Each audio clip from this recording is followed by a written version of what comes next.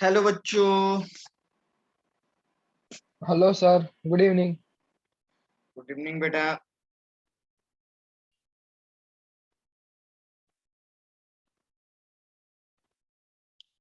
तो कुछ घर में सॉल्व किया क्या?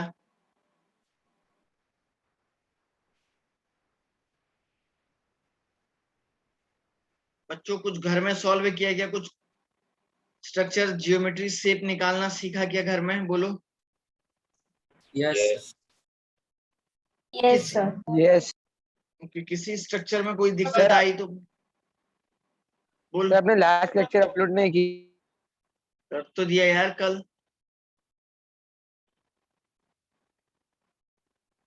कौन सा वाला कह रहा है? कल का? यस आज करता। तो किसी को कोई डाउट आया क्या?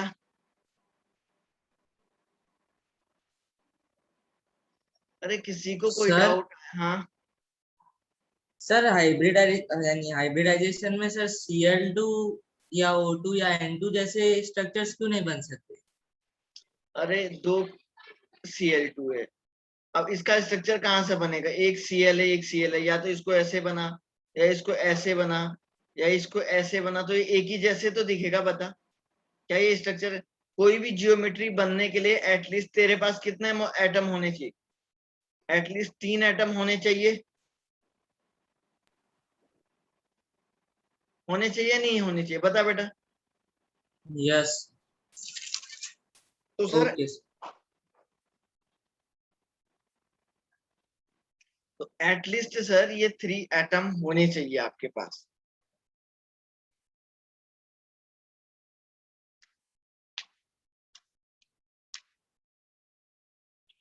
ठीक है। और किसी को कहीं पे कोई डाउट आया क्या? नो।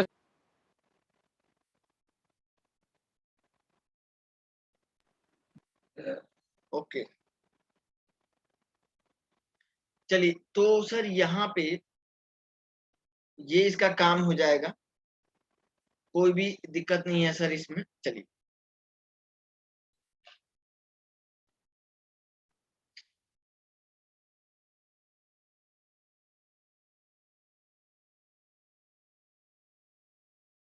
अब मुझे लगता है आप लोगों को शायद जियोमेट्री बनानी आ गई है ना? यस कोई भी स्ट्रक्चर अगर आपको दें तो शायद आप बना सकते। यस ठीक है बेटा। चलो 1 मिनट रुको है, मैं एक बुक लेके आता हूँ, जरा देखता हूँ कुछ नया है तो उसमें। ठीक है। सर हाँ सर जियोमेट्री में सिर्फ स्ट्रक्चर ही बनाना होता है ना? हाँ। 1 मिनट रुको बच्चों है, मैं एक बुक लेके आता हूँ, उसमें देखता हूँ कुछ है या नहीं।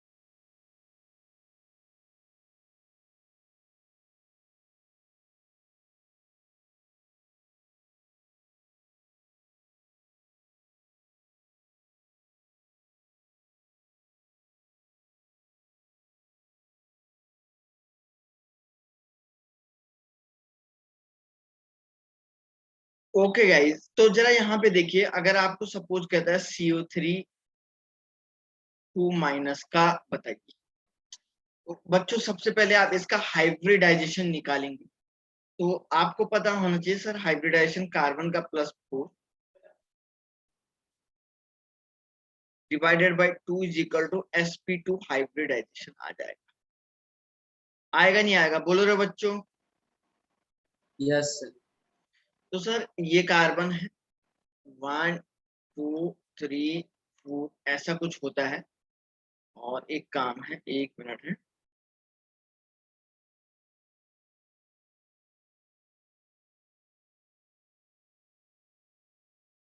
सर हम इसको ऐसे बना देते हैं, और यहाँ पे और ये ऐसे और ये ऐसे ले लेते हैं। तो आप देख रहे हैं ऑलरेडी 0 बॉन्ड लोन पेयर है, समझ रहे हैं ना सर। यहाँ पे 0 क्या है, लोन पेयर आपको दिख रहा होगा, और बॉन्ड पेयर आपके 1 2 3 है, 1 2 3।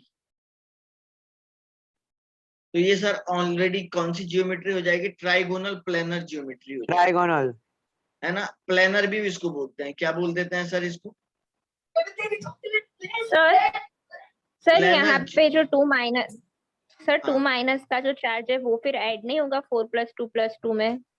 हाँ सर। कर तो दिया यार पर सर वो तो सिंगल बॉन्ड का आपने किया ना, ऑक्सीजन का जो था। ऑक्सीजन में सिंगल बॉन्ड नहीं है बेटा, ये तो रेजोनेंस में है। ये तो कभी भी डबल, ये तो डबल बॉन्ड ही है, ये तो रेजोनेंस वाले बॉन्ड हैं। तो ये वाला बॉन्ड डबल नहीं बना क्या, है ना। तो ये भी तो डबल बन गया, तो ये तो वैसे भी डबल बॉन्ड है, ओके सर। समझ रही हो। बट सर अगर हमें एग्जाम में ऐसे दिया ना कि ये रेजोनेंस स्ट्रक्चर है या कौन सा है, तो ऊपर 2- लिखा है, तो फिर हम ऐड नहीं करेंगे? माइनस है तो सर उसके अंदर कहीं ना कहीं रेजोनेंस होगा बच्चा, रेजोनेंस होगा। सर ओके मतलब सर। सारे जिसके ऊपर ऐसे 2- 3- होंगे उसमें सब में होगा? जी जी जी। Okay sir. सुनो, दूसरा SO4 2-। बच्चों सल्फर है 1 2 3 4 5 6। क्या करते हैं, एक काम करो,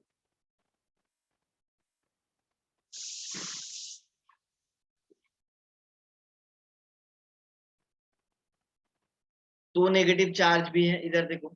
सर ये ऐसे खींच रहा है इसके स्ट्रक्चर को, ऐसे और यूं ऐसे और यूं ऐसे, समझ रहे हैं क्या।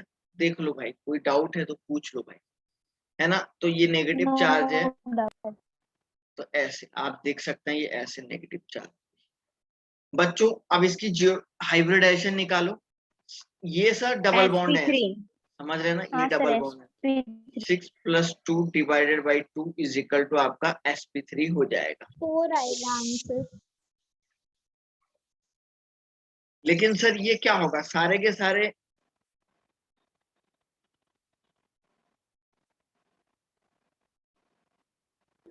4 बॉन्ड, ट्रायंगुलर। तो बच्चों ये टेट्राहेड्रल जियोमेट्री में एग्जिस्ट करेगा, नहीं टेट्राहेड्रल, करेगा। टेट्राहेड्रल। किसी के घर में बैक साउंड बहुत आ रहा है, ये जिसके घर में शांति बनी हुई है वही बच्चा जो है अपना माइक ऑन करके बात कर रहे हैं, समझ रहे हैं ना। किसी न किसी के माइक से आवाज आ रही है, बैक साउंड बहुत ज्यादा। तो जिसके घर में शांति है वही जो अपना माइक खोले, समझ रहे हैं, पीस जिसको बोलते हैं। तो सर ये टेट्राहेड्रल जियोमेट्री हो जाएगा।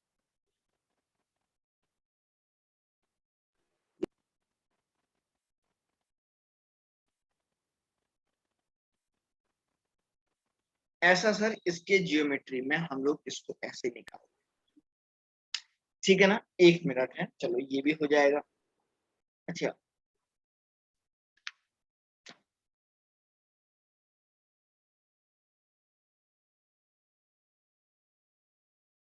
चलिए सीधे आगे का कंसेप्ट पढ़ते हैं। समय को ज्यादा बर्बाद न करते हुए, समय की थोड़ा सा चिंता करते हुए हम लोग सीधे आगे बढ़ते हैं। सर बोलो। सर ये जो रेजोनेंस फिर ये हाइब्रिडाइजेशन है उसके क्वेश्चंस नीट में कैसे आते हैं? सिखाया जाएगा, समय लगता है बच्चों, थोड़ा पहले सुनो। अब देखो बच्चों, बॉन्ड एंगल कैलकुलेट करते हैं। How to calculate bond angle. बच्चों मेन क्वेश्चन ये है सर जी कि बॉन्ड एंगल को आप कैसे कैलकुलेट करेंगे। क्या आपको सपना हुआ है सर, क्या आपको ड्रीम हुआ है सर कि बॉन्ड एंगल को इस तरीके से कैलकुलेट करो, और कैसे कैलकुलेट करेंगे उसके बारे में आओ बच्चों जानने की कोशिश करते हैं। अब बॉन्ड एंगल तो सर याद तो करना पॉसिबल है नहीं। हम लोग एक ऑर्डर बता सकते हैं बॉन्ड एंगल का। क्या बता सकते हैं सर, यहाँ पे ऑर्डर बता सकते हैं। हम लोग किसी भी मॉलिक्यूल का या एटम का एग्जैक्टली बॉन्ड एंगल बताना इम्पॉसिबल है। इतना सब चीजें हम लोग याद नहीं कर सकते हैं, तो सर मैं एक ऑर्डर ही आप लोगों को बता सकता हूँ। देखो सबसे पहले मैं यहाँ पे लिखता हूँ, मैंने आपको बताया था अगर किसी कंपाउंड में sp हाइब्रिडाइजेशन है तो उसका बॉन्ड एंगल क्या लिखता हूँ, sp है तो मैंने आपको बताया था 180 डिग्री होता है एंगल। sp2 है तो मैंने बताया था 120 होता है। और बच्चों sp3 है तो 108.28 डिग्री के अप्रोक्सीमेटली होता है। तो अगर सर आपको 2-3 मॉलिक्यूल दिया जाएगा तो सबसे पहले आपको क्या करना है, मॉलिक्यूल का हाइब्रिडाइजेशन चेक करना है। सबसे पहले आप लोग क्या करोगे बच्चों, हाइब्रिडाइजेशन चेक करोगे। हाइब्रिडाइजेशन से आपको बॉन्ड एंगल के बारे में पता लग जाएगा, ठीक है ना। अगर सर दूसरा, अब सपोज मैंने बच्चों आपको बताया सेम हाइब्रिडाइजेशन आप लोगों के पास है, सेम हाइब्रिडाइजेशन है, तो आप then number of lone pair check करो, नंबर ऑफ एलपी चेक करो। तो मैं यहां पे लिख देता हूं greater the number of lone pair shorter will be bond angle. जितना ज्यादा sir number of lone pair होगा उस मॉलिक्यूल में, उसका बॉन्ड एंगल उतना ही डाउन हो जाएगा। समझा या नहीं समझा मेरी बातों को, बोलो बोलो रे बच्चों। अरे वापिस समझाओ ना ये वाला। अरे आपको number of lone pair check करना है, जिसमें ज्यादा नंबर ऑफ लोन पेयर होंगे उसका बॉन्ड एंगल कम हो जाएगा। यही तो बात बोल रहा हूँ, भेजे में नहीं घुसता है यार ओके। इसके लिए, सीधी सी हाँ लाइन सर। बोल रहा हूँ। तीसरा पॉइंट देखो, तीसरा पॉइंट देखो बच्चों, तीसरा पॉइंट देखो। अगर सर सब में suppose if the lone pair are the same, the lone pair are the same, then आप क्या करोगे, if the lone pair are the same then आप लोग चेक करोगे electronegativity of central atom. Central atom की electronegativity check करोगे। अगर सब में इक्वल लोन पेयर है तो जिसके सेंट्रल एटम की इलेक्ट्रोनेगेटिविटी ज्यादा होगा उसका बॉन्ड एंगल क्या होगा, ज्यादा होगा। जिसके सेंट्रल एटम की इलेक्ट्रोनेगेटिविटी ज्यादा होगी उसका बॉन्ड एंगल ज्यादा होगा। अब आप बोलेंगे सर ठीक है, अब आप लोग बोलेंगे ठीक है सर ऐसा भी हम लोग कर लेंगे।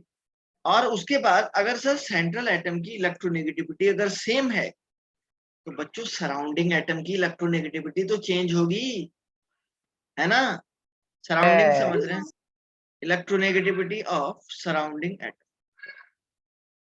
सर सराउंडिंग एटम मतलब चारों तरफ जो एटम है उसकी। सर ये इलेक्ट्रोनेगेटिविटी मतलब अट्रैक्शन होता है चार्जेस का वो? हाँ यही तो बोला था मैंने उस उतने दिनों से कि इलेक्ट्रोनेगेटिविटी क्या होती है, डी। ये ई क्या है, ए एक्स क्या है बच्चों, यहाँ पे सेंट्रल एटम है, तो ये इसके चारों तरफ ये क्या है, इसके सराउंडिंग एटम। समझ रहे हैं सराउंडिंग क्या, एटम। पहले ये लाइन यस देख सर। लो, ध्यान से देख लो पहले इनको। हो सके तो आप इसका स्क्रीनशॉट भी ले लो, अभी मैं कुछ पढ़ाने जा रहा हूँ, अब उसके बेस पे आगे सॉल्व करा। इसका हो सके तो स्क्रीनशॉट भी ले लो या इसको ध्यान से देख लो, अपने दिमाग को खोल के बिल्कुल। हो गया बेटा। यस।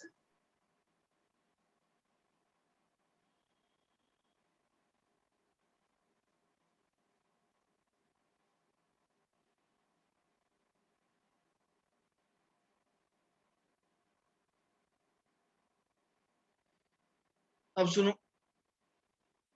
अब मैं यहाँ पे सपोज सर मैंने यहाँ पे 3 एटम लिखे, एक लिखा मैंने BF3, दूसरा लिखा Cl2O, तीसरा लिखा मैंने बच्चों यहाँ पे, तीसरा लिखा मैंने यहाँ पे सपोज BeCl। अब आपसे बोलेंगे कि बच्चों this is the 1 2 and the 3, order of bind angle निकालिए। तो सबसे पहले आपको हाइब्रिडाइजेशन निकालना है। तो this is the sp2, this is the sp3 and this is the sp। So 3 is greater than 1 and this is the greater than।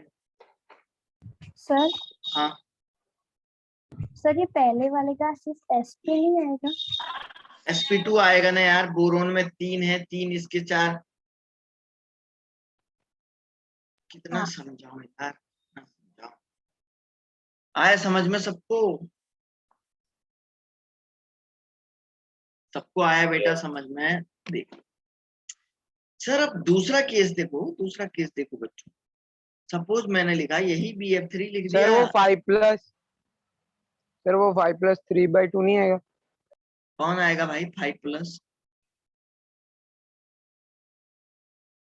अरे मूर्ख, बोरोन की वैलेंसी में 3 इलेक्ट्रॉन होते हैं भाई। हाँ सर। तीसरा मैंने BF3 लिख दिया, वाटर लिख लिया, और सर यहाँ पे लिख लिया बच्चों CH। आओ बच्चों, सबसे पहले हाइब्रिडाइजेशन चेक कर। This is the sp2, this is the sp3, this is the sp3। तो सर ये तो सबसे आगे निकल गया सर, इन दोनों की कहानी का क्या होगा सर बच्चों? हाँ सर हाइब्रिडाइजेशन इनवर्सली प्रोपोर्शनल है बॉन्ड एंगल से। डायरेक्टली ऐसा नहीं बोलेंगे ना, ऐसा कौन बोल रहा आपको? हाइब्रिडाइजेशन का तो कोई ऑर्डर ही नहीं बताया है मैंने तो नाम बताया, टाइप से बताया। तो सर आपने यहाँ पे 3 is greater than 1 is greater than 2 लिखा है। मैंने इसलिए लिखा है कि sp का हाइब्रिडाइजेशन आपको पता है 180 डिग्री होता है ना, बॉन्ड एंगल बताया था ना। हाँ sp2 का 120 होता है, इसका 10, अभी तो लिखवाया था मैंने। Okay okay sir. यहाँ पे देखो बच्चों, स्टोरी कुछ ऐसी होगी।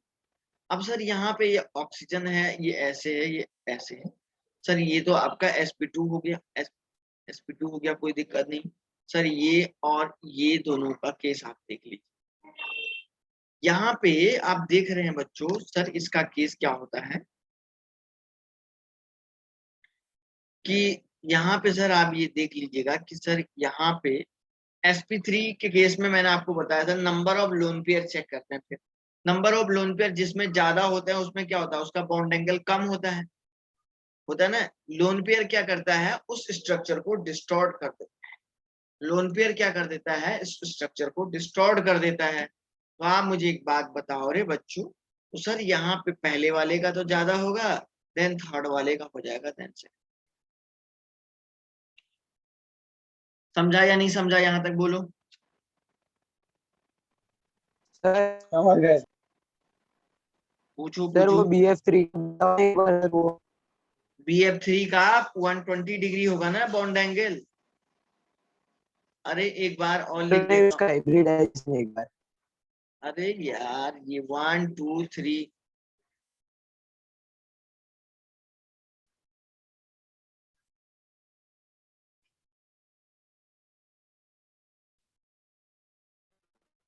ओके देख लो भाई, इसमें कोई डाउट अगर किसी भी बच्चे को आता है तो वो पूछ सकता है।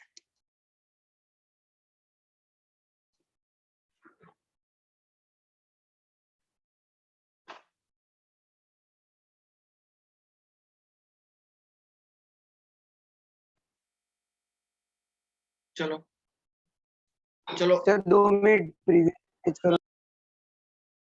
क्या बोला बेटा? पहला पेज करो सर 2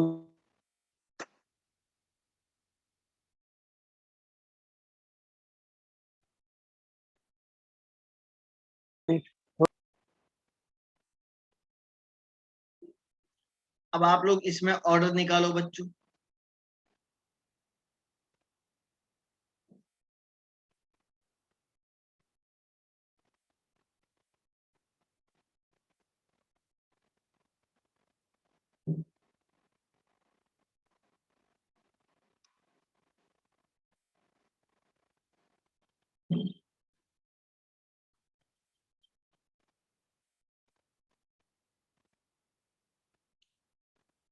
1 ये है, 2 ये है, 3 है।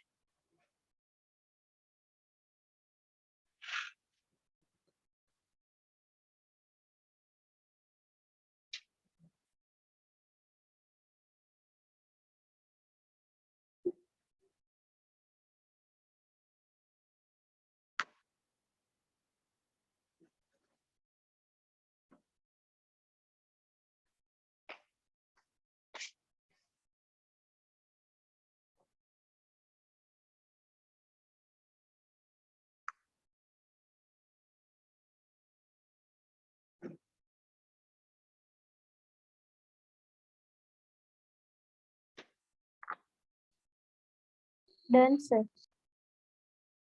ओके, वेरी गुड, हाँ भी आ गया। वेरी गुड बच्चों। तो यहाँ पे निकाला होगा सर sp3 sp2 और सर जी ये sp3 हो जाए, sp3 हाँ ठीक है ना। यस और सर जी इसमें आप लोगों ने क्या किया होगा, सब बच्चों ने आंसर नहीं निकाला यार। सेकंड वाले का तो ज्यादा होगा, तो इसमें सर एक ही लोन पेयर है और सर इसमें 2 लोन पेयर है हाँ ना। तो हाँ इसलिए सर। फर्स्ट, सेकंड 1 और 3 हाँ सेकंड 1 3 सर, H2O में ज्यादा है।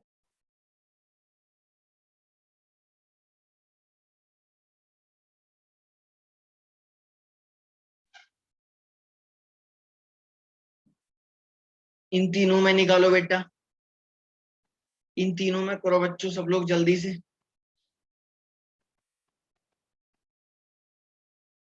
सर थर्ड क्या लिखा क्या बोल रहा है, AsCl3 लिखा हुआ है बेटा। तो क्या है सर AS की वैलेंस से क्या होगा? 5 सर इसकी वैलेंसी क्या होगी 5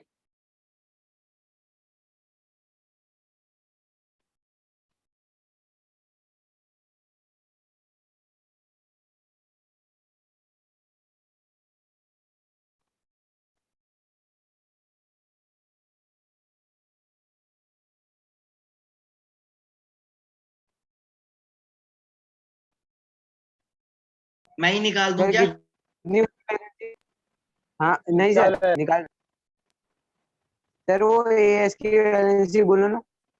5 यार, 5 5 5।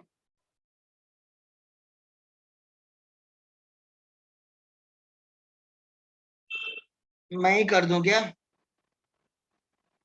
सर ये तो थर्ड पॉइंट तक जाएगा सर केस, सब लोन पेयर भी सेम है, अरे लोन पेयर भी भाई सेम है। इलेक्ट्रोनेगेटिविटी चेक हाँ करो सर सेंट्रल एटम की। हाँ सर वही तो कह रहा हूँ। सीधे आंसर बोलो।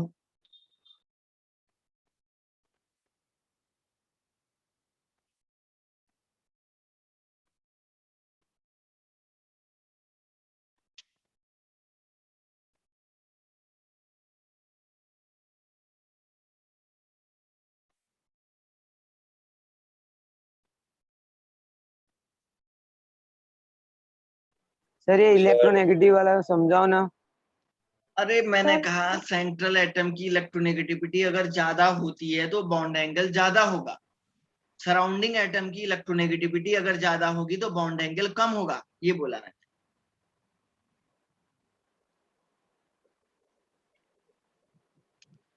अरे आप देखो, ये टॉप टू बॉटम जा रहे हैं ना, ग्रुप में टॉप टू बॉटम जा रहे हैं, तो यस सर। इलेक्ट्रोनेगेटिविटी क्या हाँ होगी? सर।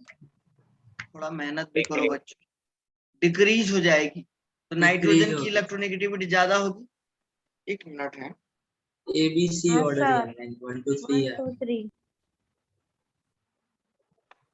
यस तो एक बात बताओ, नाइट्रोजन की ज्यादा होगी, देन फास्फोरस की हो जाएगी, देन आर्सेनिक की हो जाएगी। तो इसका बॉन्ड एंगल ज्यादा होगा, देन ये हो जाएगा।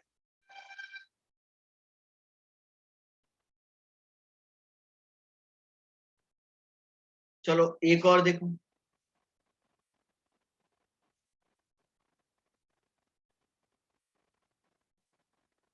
OBr। चलो मैं ही कर देता हूँ यार, तुम छोड़ो, अभी आप लोग घर में अपना प्रैक्टिस करना बात। आप लोग समय बहुत लगा रहे हैं फालतू। बच्चों यहाँ पे 3 मॉलिक्यूल मैंने दिए हुए हैं, एक 1 2 3। तो आप देख रहे हैं सेंट्रल एटम बिल्कुल सेम है, इनका हाइब्रिडाइजेशन भी सेम होगा, नंबर ऑफ लोन पेयर भी बिल्कुल सेम। लेकिन सर यहाँ पे सराउंडिंग एटम बिल्कुल अलग अलग हैं। तो हमने आपको हाँ बताया सर। था कि electronegativity of surrounding atom, electronegativity of surrounding atom inversely proportional to bond angle. जिसका इलेक्ट्रोनेगेटिविटी जितना ज्यादा होगा बच्चों, उसमें मैंने आपको बताया था, वो उतना ज्यादा क्या हो जाएगा, इनवर्सली प्रोपोर्शनल टू हो जाएगा।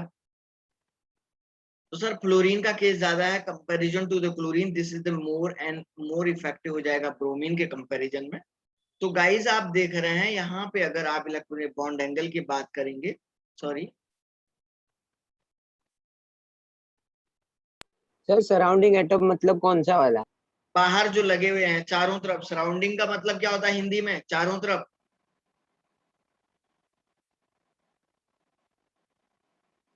समझ में आई बात क्या बच्चों? तो ये इसका ऑर्डर हो जाएगा ए बी और सी के रिस्पेक्ट में, क्योंकि सर ब्रोमीन की electronegativity comparison to the fluorine बहुत कम है, और फ्लोरीन की भी और भी जो है, सॉरी हाँ सही बोला, ब्रोमीन की जो इलेक्ट्रोनेगेटिविटी है सर, वो एक्चुअली में क्या है बच्चों, इलेक्ट्रोनेगेटिविटी कम है कंपैरिजन टू क्लोरीन। और क्लोरीन की भी जो इलेक्ट्रोनेगेटिविटी है सर, वो हमेशा ज्यादा हो सकती है। तो इसलिए मैं यहाँ पे ये वाला टर्म इसमें अप्लाई करके आपके सामने रख देता हूँ। चलिए आइए नेक्स्ट आगे बढ़ते हैं। सर हाँ ये सर अगर ब्रोमीन की कम है तो फिर उसका बॉन्ड एंगल ज्यादा नहीं होगा? हाँ, तो ज्यादा ही तो है उसका, वही तो लिखा हुआ है, सर सी आप सी इज ग्रेटर देन बी, ए नहीं लिखा है, इस वाले का ज्यादा है, फिर इसका हाँ हाँ यस सर। इधर देखो बच्चों, अब इधर यहाँ पे देखिए एक और एग्जांपल सर हम लोग डिस्कस करते हैं। सर सपोज मैंने आपको एक फ्लोरीन दे दिया है इस तरीके से, और दूसरा सर एक वाटर मॉलिक्यूल दे दिया।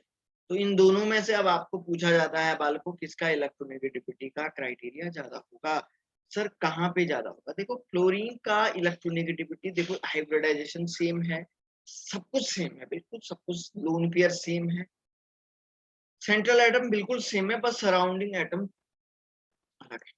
तो आप मुझे बताओ, फ्लोरीन की इलेक्ट्रोनेगेटिविटी ऑलरेडी ज्यादा होती है, मैं यहाँ पे कितना होता है आपको याद नहीं करना है, मैं लिख देता हूँ। फ्लोरीन की इलेक्ट्रोनेगेटिविटी होती है बच्चों 4.0 के अप्रोक्सीमेट, और हाइड्रोजन की होती है 2.6 के approximate. Hydrogen is greater than fluorine. एक मिनट है, सॉरी,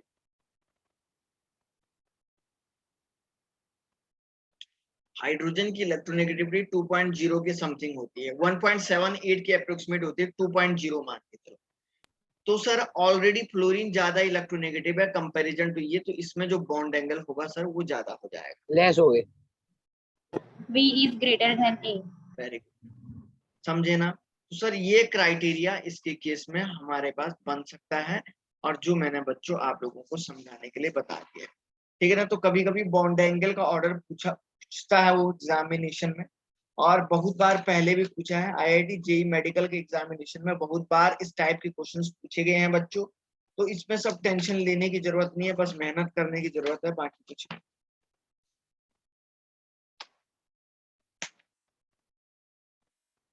चलिए चलिए चलिए चलिए चलिए, जो सब चीजें हैं, चलो आगे बढ़ते हैं, टॉपिक की तरफ बढ़ते हैं। एक मिनट,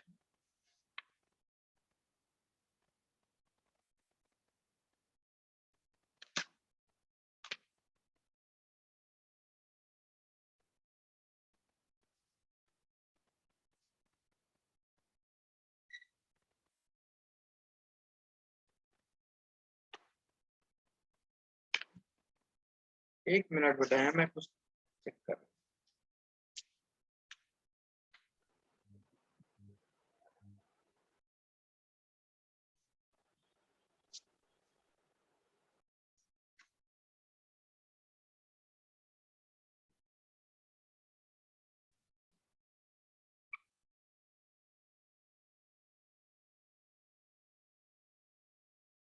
देखिए बच्चों, एक टर्म मैं आप लोगों को बता देता हूँ। एक टर्म होता है polar and polar.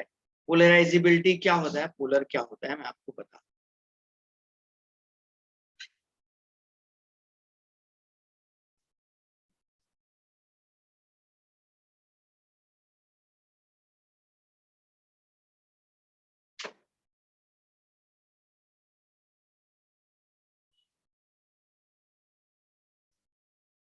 Polarity and polarising character जिसको हम लोग बोल रहे हैं, जरा ध्यान से।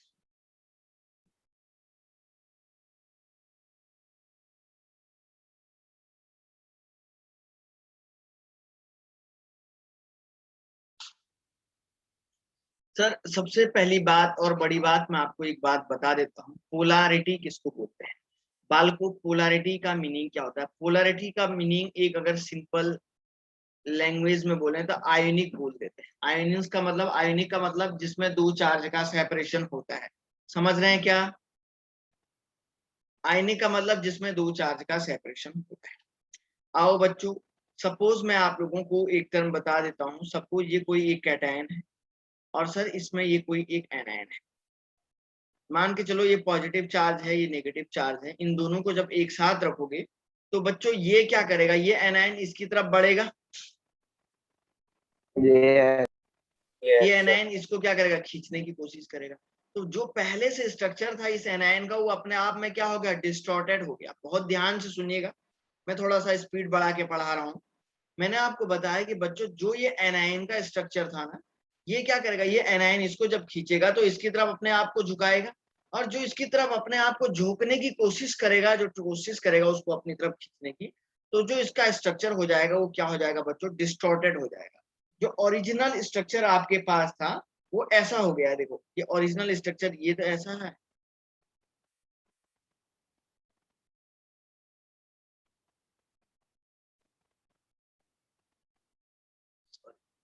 इसको ऐसे बना देता हूँ, ध्यान से देखिएगा। जो इस एनायन का ओरिजिनल स्ट्रक्चर था ना सर, ये कुछ ऐसा हो गया ये एनायन। क्यों? क्योंकि सर ये इसको जो है झुक गया, इसकी तरफ क्या हो गया बच्चों, ये झुक गया है। तो मतलब जब ये आपस में इसकी तरफ झुक जाएगा तो ये तो आपका एनायन ही बना हुआ है, ये तो एनायन ही बना हुआ है बच्चों। ये आपका क्या बना हुआ है, ऑलरेडी कैटायन बना हुआ है। तो एनायन का कैटायन को अपने तरफ खींचने की जो टेंडेंसी है ना, उसको बोला जाता है पोलराइजेबिलिटी। समझ रहे हैं ना? टेंडेंसी ऑफ एनायन, मैं यहाँ पे लिख देता हूँ हिंदी में। टेंडेंसी ऑफ एनायन कैटायन नहीं होगी सर? To attract cation. क्या? कैटायन नहीं होगी सर, नेगेटिव है ना। अरे एनायन की कैटायन को अपनी तरफ खींचने की जो टेंडेंसी है ना, उसको बोलते हैं पोलराइजेबिलिटी। समझ रहे हैं क्या? उसको बोलते हैं सर मतलब पोलराइजेबिलिटी। समझ में आई वो बात क्या? पॉजिटिव वाला है। तो ये सर ये कैटायन, ये एनायन हो गया। तो ये जो इसको, ये एनायन इसको खींच रहा है, ये कैटायन। अब दूसरी बात देख रहे हो, ये जो कैटायन है सर, ये इसकी तरफ भी तो जा रहा है। अरे ये कैटायन भी तो इधर मूव कर रहा है, ऐसा तो नहीं ये अपनी जगह पे Yes, खड़ा sir. है। तो इसके इस साइड को मूव करने की जो पावर होती है ना, that is called polarising power.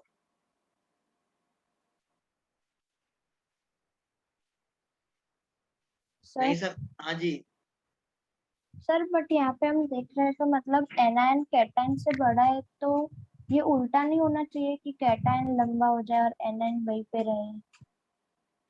नहीं नहीं नहीं, दोनों में से कोई ना कोई खींचेगा, दोनों में से इक्वल खींचेगा, या जिसकी पावर ज्यादा होगी वो खींचेगा। तो सर ये इसका इसकी तरफ जाना तो ये पोलराइजिंग पावर है, इसका इसको खींचना ये आपकी पोलराइजेबिलिटी। Okay sir.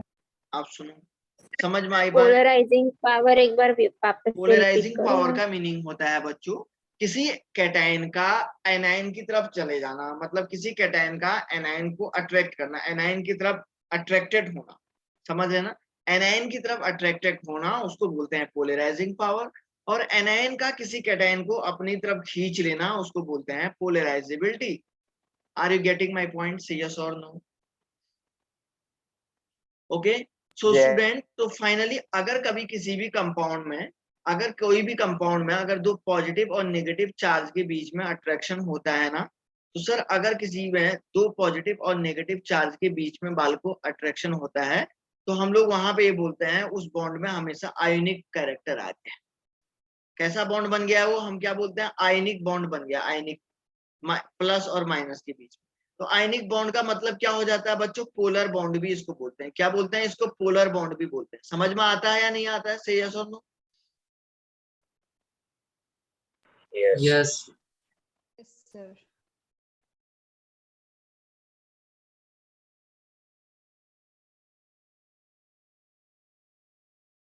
ठीक है ना? सर। तो हाँ, सर पोलैरिटी एक बार फिर से रिपीट करो ना। पोलैरिटी का मीनिंग, पोलैरिटी कुछ नहीं है। पोलैरिटी का मतलब हो गया कैटायन और एनायन के बीच में जो प्रोसीजर होती है अपनी तरफ खींचने की, वही पोलैरिटी है।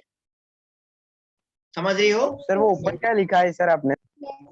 ये एक्चुअली कहीं लिखने वाली बात नहीं, ये रफ लिखा हुआ है यार, मैं ये रफ नॉलेज के लिए लिखा हुआ हूँ। ये मैं नॉलेज के लिए लिखा हुआ हूँ, दोबारा लिखता हूँ इसको। ये कोई थ्योरेटिकल पॉइंट लिखने वाले नहीं है, ये बस थोड़ा सा सर, ध्यान। हाँ, आपने जो लिखा है tendency of anion to attract cation, sir वो पोलैरिटी का है या फिर पोलराइजिंग कैरेक्टर्स का डेफिनेशन है? वो आपका पोलराइजेबिलिटी है, समझ रहे हैं ना? वो आपका क्या बच्चों, पोलराइजेबिलिटी है।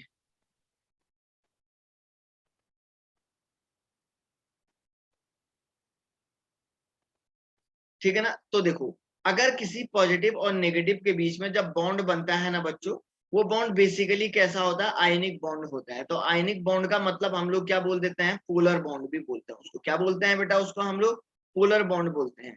तो मतलब सर जो पोलर बॉन्ड बनने की जो प्रोसीजर है ना, किसी भी मॉलिक्यूल के अंदर पोलर बॉन्ड बनने की जो प्रोसीजर है ना, तो सर उसको हम लोग क्या बोलते हैं, पोलरिटी बोल देते हैं।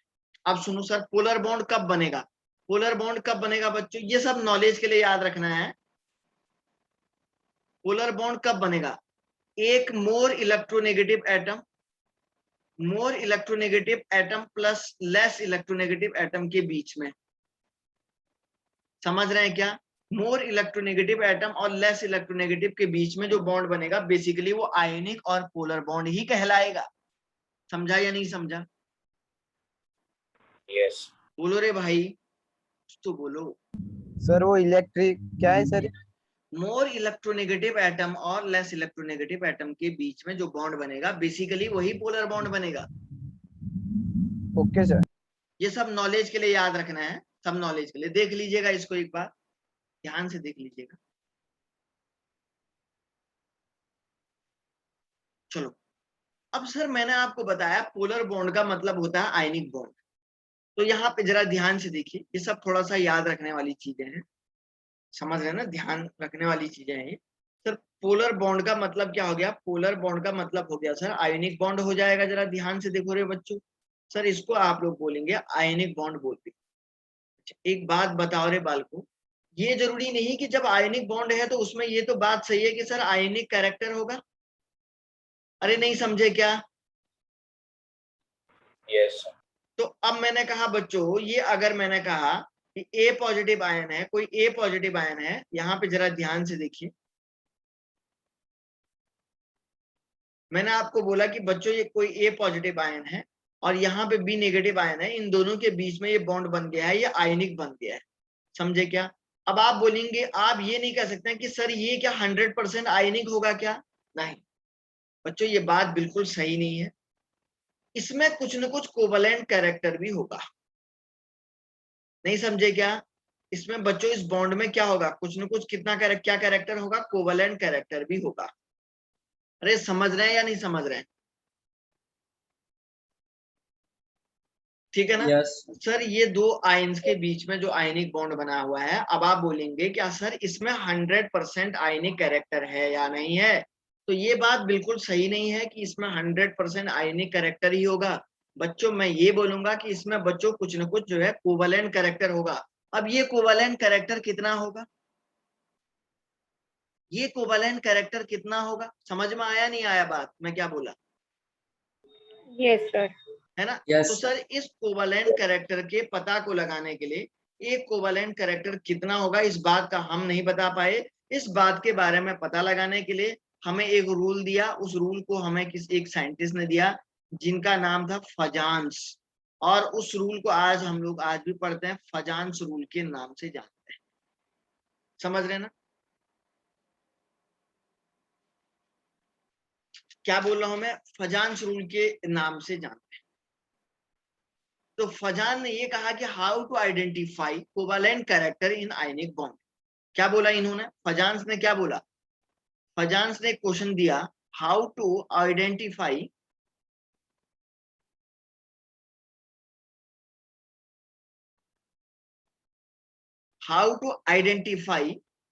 कोवेलेंट कैरेक्टर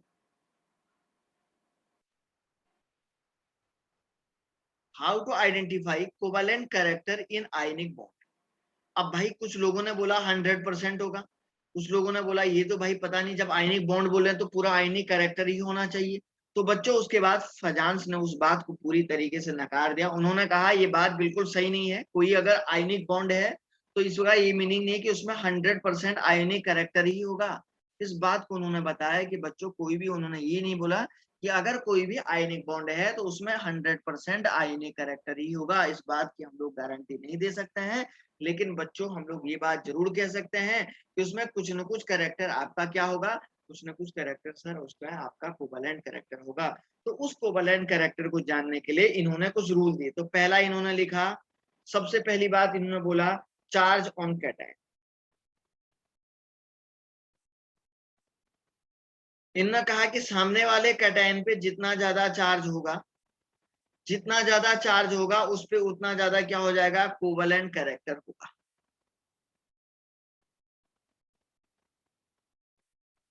नहीं समझे क्या?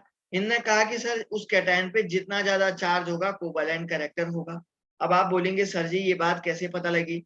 मान के चलिए सोडियम प्लस हो गया और आपको बोला कि बच्चों मैग्नीशियम 2 पॉजिटिव ले लो, और आपको बोला बच्चों एल्यूमिनियम 3 पॉजिटिव ले लो।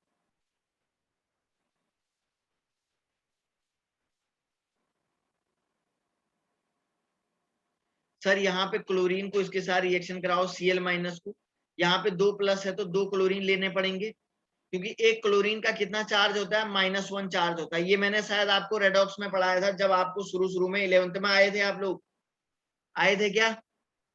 यस। तो सर यहाँ पे कितने क्लोरीन लेंगे? 3 क्लोरीन ले लेंगे। अब देखो सर ये क्या बनाएगा आपका, NaCl बनाएगा। सर ये क्या बनाएगा आपका, MgCl2 बनाएगा। सर ये क्या बनाएगा सर जी, आपका AlCl3 बनाएगा। तो एक बात बताओ, ऊपर से नीचे आने पे चार्ज क्या हो रहा है, इंक्रीज हो रहा है। तो बच्चों Cc लिख देता हूं, Cc का मतलब कोवेलेंट कैरेक्टर। तो Cc क्या हो रहा है बच्चों, इंक्रीज हो जाएगा।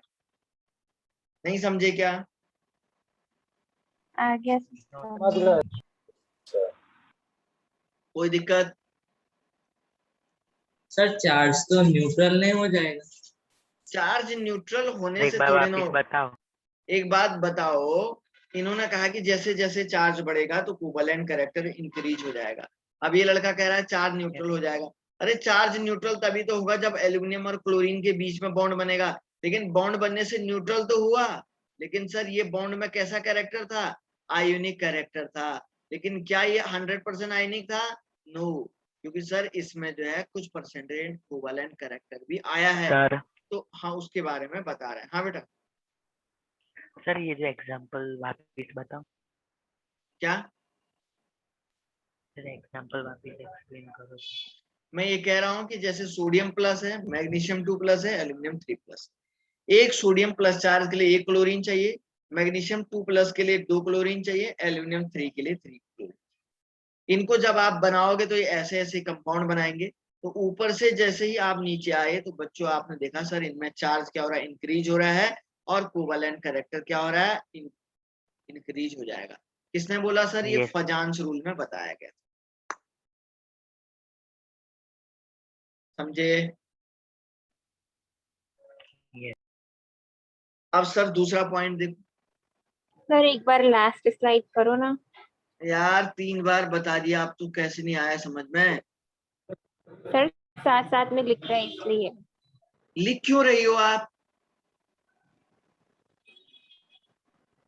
सर किसने ने बोला बोला आपको? है कि साथ साथ में लिखना है। नहीं नहीं नहीं, सब ऐसा वो थोड़ी ना सर होगा। फिजिक्स के लिए बोला है। वो तो फिजिक्स के लिए बोला है, केमिस्ट्री के लिए नहीं बोला है ना। केमिस्ट्री और फिजिक्स मैं अलग समझ अलग में नहीं भी है। आ रहा है। उससे दिक्कत होता है ना, फिर आप लोगों को लेट होता है, फिर मैं सिलेबस को पीछे रोक दूंगा, रुक जाएगा काफी ज्यादा। लिखो मत। ओके जब सर। जब जब मैं बोल रहा हूँ स्क्रीनशॉट लो और उसको तभी ओनली। देखो साइज ऑफ कैटायन, देखो बच्चों, जैसे जैसे साइज ऑफ कैटायन बढ़ता है ना, तो हम लोग ये बोलते हैं सर, जैसे जैसे साइज ऑफ कैटायन बढ़ता है तो कोवेलेंट कैरेक्टर क्या हो जाता है सर, डिक्रीज हो जाता है। अब आप बोलेंगे ठीक है सर, तो एक बात बताओ, magnesium 2 positive ion, calcium 2 positive ion, strontium 2 positive ion, तो यहाँ पे देखो एक ही ग्रुप के एलिमेंट है। एस ब्लॉक सेकंड में देखो, यहाँ पे सर 2 क्लोरीन आएंगे, यहाँ पे भी सर 2 क्लोरीन आएंगे, सर यहाँ पे भी 2 क्लोरीन आएंगे। चार्ज पे कोई फर्क पड़ रहा है क्या? नहीं पड़ रहा है सर। ये आपका MgCl2 हो जाएगा सर जी, ये आपका कैल्शियम क्लोराइड हो जाएगा सर जी, और ये आपका स्ट्रोंशियम क्लोराइड हो जाएगा। एक बात बताओ, ऊपर से नीचे आने पे साइज क्या हो रहा है सर? इंक्रीज हो रहा इंक्रीज। है ना। तो एक बात बताओ, कोवेलेंट कैरेक्टर क्या हो जाएगा सर? डिक्रीज हो जाएगा। डिक्रीज। बस ये लाइन आपको ध्यान रखनी है, देख लो। समझ में आई बात क्या? तीसरा एक और पॉइंट मैं इसी में बता देता हूँ, थर्ड पॉइंट यहीं पे लिख देता हूँ, साइज ऑफ एनायन। बच्चों जैसे जैसे साइज ऑफ एनायन बढ़ता है तो कोवेलेंट कैरेक्टर क्या हो जाता है सर जी? इंक्रीज हो जाता है ना। कोवेलेंट कैरेक्टर क्या हो जाता है सर जी? इंक्रीज हो जाएगा। तो कहने का मतलब ये है कि सर सपोज आपके पास यही है, कैल्शियम क्लोराइड है,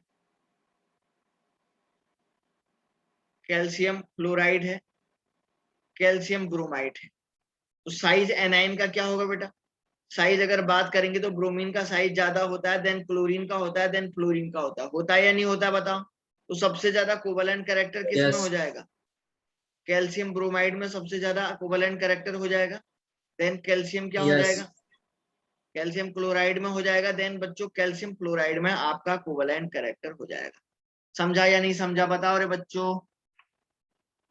समझे सर। समझ गए। कोई कोई डाउट किसी को आता है तो बताओ आप लोग, सर इसको समझाइए करके।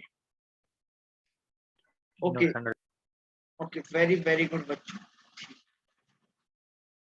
ओके चलिए, अब मैं आप लोगों को एक और पॉइंट इसी में आगे पढ़ाने जा रहा हूँ। अब मैं आप लोगों को पढ़ाता हूँ dipole movement. Dipole movement,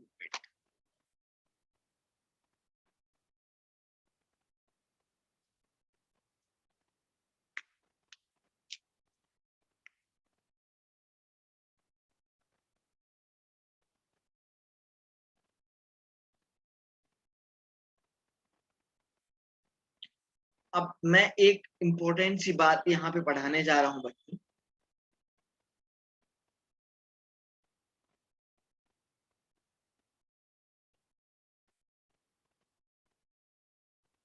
dipole movement. So guys, dipole movement को म्यू से इंडिकेट करते हैं। काय से इंडिकेट करते हैं? एक ग्रीक टर्म है जिसको म्यू से इंडिकेट करते हैं। समझ रहे हैं क्या? ग्रीक टर्म है ये, ध्यान रख लीजिए। म्यू से इंडिकेट करते हैं, ये म्यू है, आप देख लीजिएगा, कोई दिक्कत नहीं। सर सबसे पहले डाइपोल का क्या मीनिंग होता है? डाइपोल का मतलब होता है two pole. Two pole. Dipole का मतलब क्या होता है? दो पोल। दो पोल के बीच में, अब देखो मैंने आपको एक बात बताया था बच्चों, पोलर बॉन्ड बताया था। पोलर बॉन्ड बताया था क्या? पोलर और नॉन पोलर कंपाउंड पढ़ाया है ना मैंने। यस तो sir. Polar atom Yes, sir. और देखो बच्चों, पोलर और नॉन पोलर किस में पढ़ाया था मैंने आपको? मैंने बताया था इस तरीके से, सपोज आपके पास एक,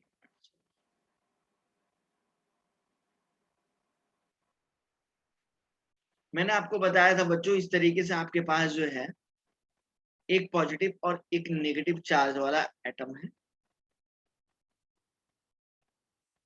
और अब मैंने आपको बताया था कि जब भी बच्चों ये दोनों आपस में ओवरलैपिंग करते हैं, आपस में अट्रैक्ट करते हैं, तो सर ये ऐसा हो जाता है और ये सर ऐसा हो जाता है। ऐसे ओवरलैपिंग इन दोनों के बीच में होती है। ये आपको मैंने पढ़ाया है पहले से। मान के चलो ये पॉजिटिव है और ये नेगेटिव है, या मान के चलिए ये जो भी है, इन दोनों के बीच में इलेक्ट्रॉनों की शेयरिंग हो रही है इस तरीके से पॉजिटिव नेगेटिव, ठीक है ना, जो भी है कोई दिक्कत नहीं, शेयरिंग तो नहीं बोलेंगे, इलेक्ट्रॉन इधर से उधर जा रहे हैं या ऐसा जो भी आपको अच्छा लगता है वो बोल दीजिए, शेयरिंग भी बोल सकते। तो सर अब मैंने आपको बताया था कि ये जो शेयरिंग इलेक्ट्रॉन पेयर है, ये जो शेयरिंग इलेक्ट्रॉन पेयर है बच्चों, ये 20 सेंटर में न हो के मैंने आपको बताया था ये किस साइड को होता है। ये बच्चों मैंने आपको बताया था कि सर ये वाला जो शेयरिंग इलेक्ट्रॉन पेयर है ना, ये सर ये आपका 20 सेंटर में न हो के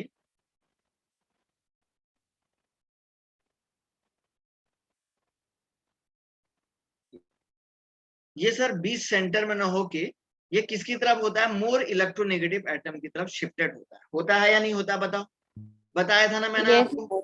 तो सर हाँ। ऐसा, तो जब भी इन दोनों के बीच में एक बॉन्ड बनता है ना, तो देखिए बच्चों, तो जब भी सर इन दोनों के बीच में, इन दोनों एटम के बीच में एक बॉन्ड बनता है ना, तो वो इस तरीके से बनता है। आप मुझे एक बात बताओ, जब सर आपने एक बात बताई कि ये जो शेयरिंग इलेक्ट्रॉन पेयर है ये मोर इलेक्ट्रोनेगेटिव एटम की तरफ शिफ्ट रहता है, किसकी तरफ शिफ्ट रहता है बोला बच्चों मैंने, मोर इलेक्ट्रोनेगेटिव एटम की तरफ शिफ्ट रहेगा। तो इस एटम पे, तो इस साइड पे इलेक्ट्रोनेगेटिव एटम पे पार्शियल नेगेटिव चार्ज आएगा नहीं आएगा, बताओ, जब इलेक्ट्रॉन इसकी तरफ है तो आएगा sir. Yes sir. Partial negative charge, और इस पे पार्शियल पॉजिटिव चार्ज। पार्शियल का मतलब होता है कुछ समय के लिए आता है। किसी का माइक ऑन हो रहा है, बंद करो उसको। तो मैंने आपको बताया कि सर इस पे, इस एंड पे पार्शियल नेगेटिव चार्ज और इस पे पार्शियल पॉजिटिव चार्ज आता है, समझ रहे हैं ना। तो बच्चों आप देख रहे हैं, तो ये जो बॉन्ड होता है ना, इसको हम लोग dash dash dash dot dot ऐसे करके इंडिकेट कर देते हैं। तो होता क्या है कि इस मॉलिक्यूल में जो इसके चार्ज का मैग्नीट्यूड है,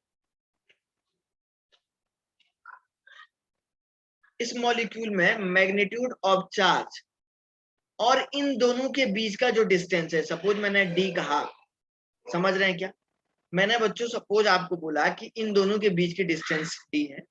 तो अब मैं कहता हूं इस पूरे के पूरे मॉलिक्यूल में, ठीक है ना, इस पूरे के पूरे मॉलिक्यूल में बच्चों मैं आपसे ये कहता हूं कि इनके चार्ज का मैग्नीट्यूड, और चार्ज के मैग्नीट्यूड को हम क्यू से इंडिकेट करते हैं, और समझ रहे हैं ना, और मैं आपसे कहता हूं इसके बीच का जो डिस्टेंस होता है, समझ रहे हैं ना, इसके बीच, इन दोनों मॉलिक्यूल के बीच के, इन दोनों एटम के बीच का डिस्टेंस और इनके चार्ज का जो मैग्नीट्यूड होता है, इसका जो मल्टीप्लिकेशन होता है बच्चों, वही आपका डाइपोल मोमेंट होता है।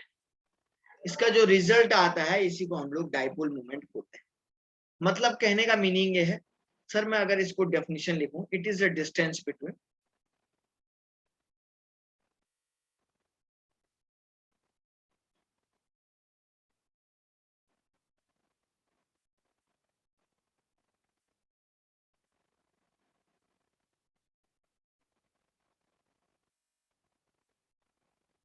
two oppositely charged atom and भविष्य बंद करे इसका ये वीडियो।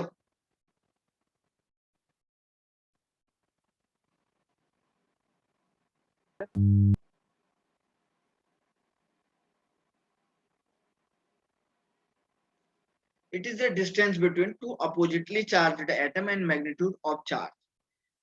तो वो जो होता है उसको हम लोग बोलते हैं dipole moment, and this dipole moment is indicated by the mu is equal to Q into D, where D का मतलब हो गया distance between two atom, distance between two opposite atom.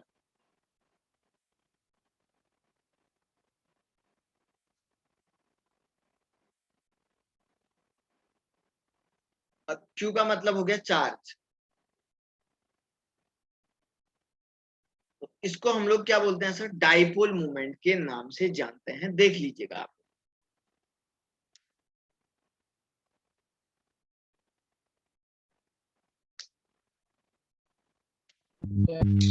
Sir ये चार्ज कैटायन का या anion? दोनों के charge के मल्टीप्लिकेशन की बात कर रहे हैं, दोनों के चार्ज को हम लोग लेते हैं। अब वो कैसे लेते हैं, वो क्या होता है, उसके बारे में मैं आपको बताने जा रहा हूँ। तो बच्चों बेसिकली क्या होता है ना, तो आप देखिए, तो यहाँ पे आप देख रहे हैं कि सर इस नेगेटिव वाले मोर इलेक्ट्रोनेगेटिव एटम पे पार्शियल नेगेटिव चार्ज आ रहा है और लेस इलेक्ट्रोनेगेटिव एटम पे पार्शियल पॉजिटिव चार्ज आ रहा है, ठीक है ना। चलिए थोड़ा सा आगे बढ़ जाऊं क्या। अब यहाँ पे बेसिकली एक बात और बता देता हूं मैं।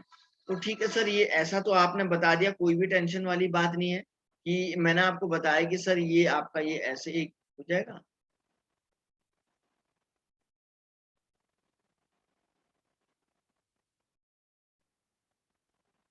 तो ये नेगेटिव चार्ज हो गया, ये पॉजिटिव चार्ज। बच्चों बेसिकली ये एक वेक्टर क्वांटिटी है।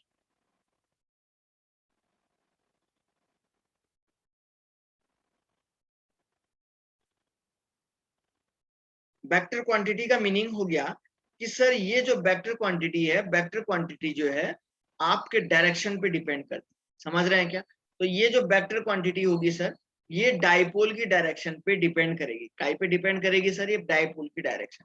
तो सर इसको ऐसे हम लोग इंडिकेट करते हैं, ये ऐसे ऐसे ऐसे।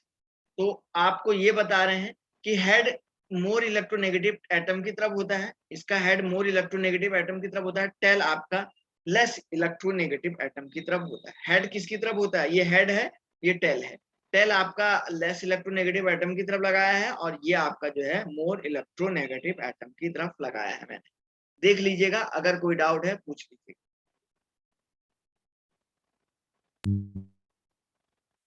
कोई दिक्कत?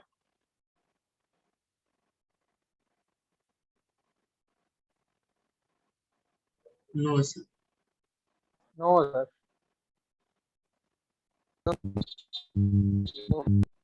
ओके, कविशी अपना माइक बंद कर दे यार। कितनी बार समझाऊं, तेरे माइक से बहुत आवाज आ रही है।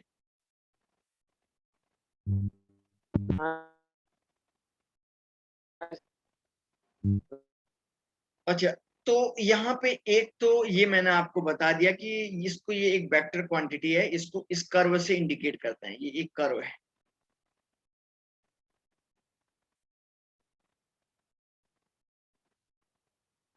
इसको सर हम लोग इस कर्व से इंडिकेट करते हैं, कोई भी दिक्कत नहीं। और सर इस dipole moment mu is equal to, हम लोगों के पास mu is equal to Q into D होता है। और सर इसकी यूनिट होती है डिवे। उसको हम लोग डी से इंडिकेट करते हैं। काई से इंडिकेट करते हैं? डी से इंडिकेट करते हैं। डिवे होता है और इस डिवे को हम लोग सर डी से इंडिकेट करते हैं। कोई भी टेंशन वाली बात नहीं होनी चाहिए, ठीक है ना? अब आप बोलेंगे सर आपने यहाँ पे देखो म्यू इजिकल टू क्या लिखा? क्यू इंटू डी लिखा। तो क्यू का मतलब चार, चार की यूनिट क्या होती है? कूलाम। चार्ज की यूनिट क्या होती है बच्चों? कूलाम होती है या नहीं होती? आप बताओ भाई मुझे, यस सर, कूलम। है ना? और डी की डिस्टेंस, डी का मतलब डिस्टेंस, इसकी यूनिट क्या होगी? Metre, centimetre, metre. एंगस्ट्रॉम, ये सब होगी, है ना? मीटर होगी, सेंटीमीटर होगी, यही तो सब होगी इसकी यूनिट। बताओ भाई, ऐसा ही होगा यस। बेटा, ठीक है ना? चलो, अब आपने कहा कि सर ऐसा होता है तो माना, तो मैं इसको म्यू की यूनिट को ऐसे नहीं लिख सकता हूँ क्या? कूलाम सेंटीमीटर या कूलाम मीटर ऐसे लिख नहीं सकता हूँ क्या? Yes sir. लिख सकते हैं सर। है ना? कूलाम सेंटीमीटर और कूलाम। तो अब आपको मैं ये बता रहा हूँ, कूलाम सेंटीमीटर और क्या, कूलाम सेंटीमीटर, सी एम का मतलब कूलाम मीटर लिख रहा हूँ, ठीक है ना? कूलाम मीटर या कूलाम सेंटीमीटर एंड डिबे में क्या, डिबे में क्या रिलेशन है?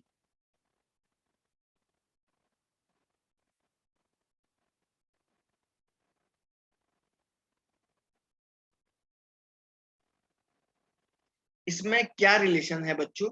मैं आप लोगों को ये बात बताने जा रहा हूँ, ठीक है ना? तो सबसे पहले मैं आप लोगों को बता देता हूँ बच्चों, एक डिबे का मतलब होता है, one debye is equal to होता है 10 to the power minus 18 electrostatic unit. ESU का मतलब होता है इलेक्ट्रोस्टैटिक यूनिट। फिजिक्स में पढ़े होंगे ये शायद, है ना? अरे फिजिक्स में तो पढ़ा होगा ये सर, इसको हम लोग बोलते हैं, हाँ सर। है ना? तो ये सर आपका इतना हो जाएगा ESU, इसको हम लोग इसको इतना बोल देते हैं। दूसरा सर, अगर मैं इसको कूलाम सेंटीमीटर में कन्वर्ट करना चाहता हूँ तो one debye is equal to होता है, one debye is equal to होता है सर कूलाम मीटर के रिस्पेक्ट में 3.3 into 3.3 into 10 to the power minus 30 coulomb.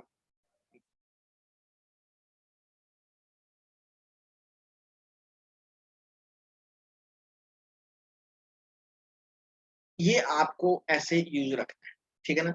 या आप कभी कभी 1 dB is equal to 10 to the power minus 18 electrostatic centimetre में भी कन्वर्ट कर सकते हैं। और इसको आप लोग ऐसे लिख सकते हैं 1 dB is equal to 3.3 into 10 to the power minus 30 kilometre ऐसे। इसको पूरा डिटेल में समझाने की जरूरत है क्या? डिटेल में इसको समझा के भी फिर कोई मतलब भी नहीं बनता है। अगर आप बोलते हैं तो सर आप इसको एक बार और डिटेल में बताना चाहते हैं तो मैं लिख देता हूं। देखो 1 ESU को बच्चों 1 ESU इक्वल टू होता है 3.3 into 10 to the power minus 10 coulomb. ठीक है ना, 1 ESU इक्वल टू होता है इतना कूलम हो जाता है। तो अगर मैं आप लोगों को 1 ESU इक्वल टू तो इतना हो जाएगा, और 1 सेंटीमीटर इज इक्वल टू क्या होता है 10 to the power minus 2 metre हो जाएगा।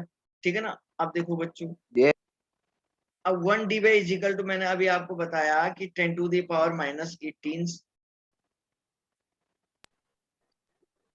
ESU सेंटीमीटर होता है। ठीक है ना। अब देखो सर, एक इलेक्ट्रोस्टैटिक यूनिट की वैल्यू इतनी होगी, 1 सेंटीमीटर की वैल्यू इतनी होगी। तो हम लोगों ने क्या किया कि 1 dB का जो वैल्यू होता है ना, 1 dB का जो वैल्यू होता है बच्चों, 1 dB का जो वैल्यू होता है वो होता है आपका 10 to the power minus 18 electrostatic unit ESU centimetre के इक्विवेलेंट होता है। अब 1 ESU centimetre is equal to हम लोग इसको कन्वर्ट करते हैं मीटर में, कन्वर्ट करते हैं ESU सेंटीमीटर को अगर मीटर में कन्वर्ट करते हैं तो ये करीब करीब जो है आपका 3.33 समथिंग कुछ ऐसा आता है। ये सब याद करने की जरूरत नहीं है यार, ये 3.33 समथिंग आता है, उसको 10 to the power minus 2 से मल्टीप्लाई करते हैं तो वो करीब करीब इतना आता है। ये सब आपको याद करने की जरूरत नहीं, क्योंकि यहाँ इतना कैलकुलेट नहीं करना है, इसलिए मैं फालतू नहीं लिख रहा हूँ, बस थोड़ा सा इसलिए लिख देता हूँ। तो इसलिए मैं फाइनली ये बोलूंगा बच्चों 1 dB इज इक्वल टू आप बोलेंगे 3.3 into 10 to the power minus 30 coulomb metre की एप्रोक्सीमेट वैल्यू आ जाएगी। बस समझ रहे हैं ना, बस इतना आप समझो, बस बाकी कुछ नहीं है। बाकी कुछ लिखने की जरूरत नहीं है, समझने की जरूरत नहीं है, बस सर इसी में खत्म करो कहानी, यही है सब कुछ, यही सब कुछ है, क्योंकि उसको सब पढ़ने का कोई मतलब नहीं बनता है। पूछ लो, किसी को कोई डाउट आता है तो पूछ लो भाई। No sir, no doubt. No, sir, no doubt. No doubt. ठीक है ना। तो यहाँ पे ये सब नोट्स आपको बनाने हैं।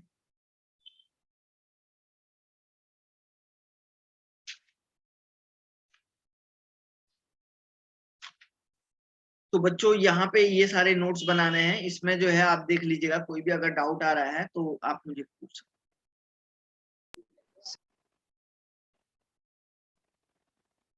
बताओ भाई। सर कल का वीडियो अपलोड। हाँ हाँ करता हूँ, इसके बाद ही तो करूंगा, पहले कैसे करूंगा।